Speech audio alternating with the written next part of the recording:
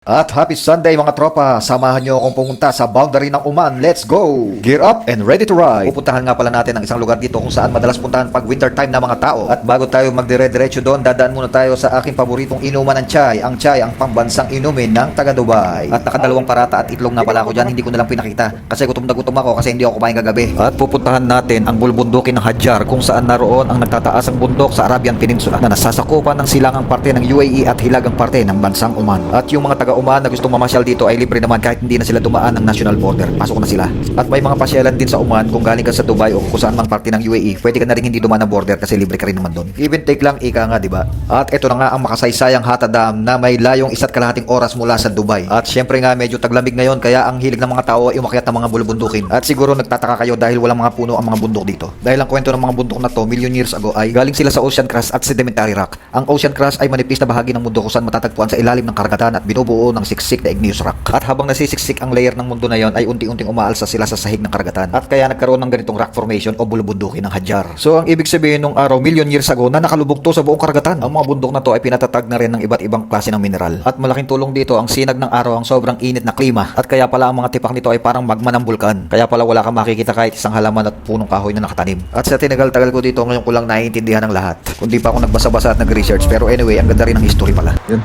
may umaagos doon. Tara, puntahan natin. At ang mga image pala na nandito ay ang dalawang leader ng UAE na sina Sheikh Zayed bin Sultan Al Nahyan at Sheikh Rashid bin Said Al Maktoum. At ayon sa Guinness World of Record, ito ay ang world largest mosaic artwork na binubuo pala ng 1.2 million piraso ng tiles, parang puzzle.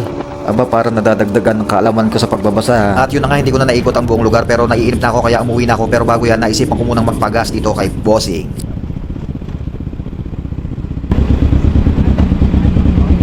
Sir, morning sir.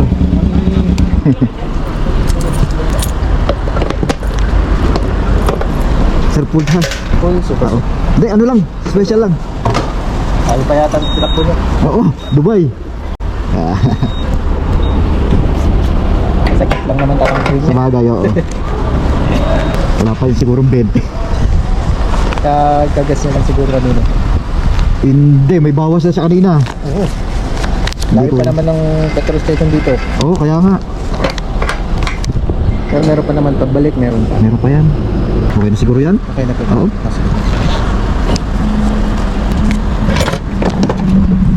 Bigyan mo akong 20 bro. Siyempre ah. Thank you po. Okay bro. Ingat po. Dito lang muna ako. Sige po. Ingat po. At ayan, tambay-tambay muna ako kasi 1.5 oras uli ang bibiyahin pauwi ng Dubai kaya pahinga muna ng konti. At larga na naman, okay na, pero nagpahinga ako dyan after 50 kilometers kasi masakit din sa puwit eh. At awa naman ng Diyos, nakarating tayo ng matiwasay. Salamat Panginoon at salamat Jackson. Salamat guys for weekend, bye-bye!